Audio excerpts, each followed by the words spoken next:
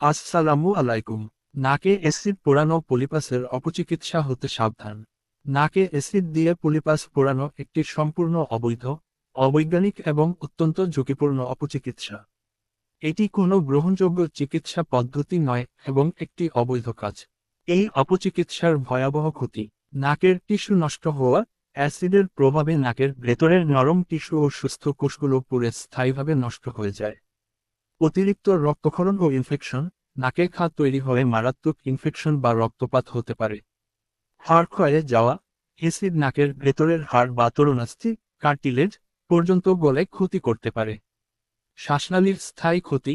এর ফলে নাক বিকৃত হয়ে যাওয়া এবং শ্বাসকষ্ট আরও বেড়ে যাওয়ার ঝুঁকি থাকে।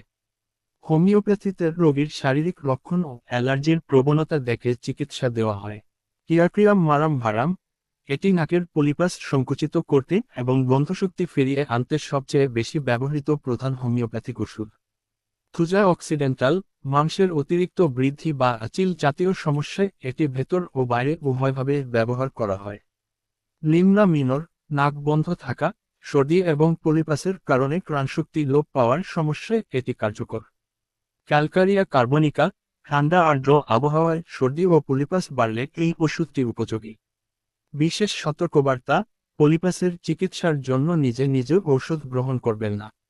যে কোনো চিকিৎসা শুরু করার পূর্বে অবশ্যই একজন বিশেষজ্ঞ অথবা রেজিস্টার্ড হোমিওপ্যাথিক চিকিৎসকের পরামর্শ নিন।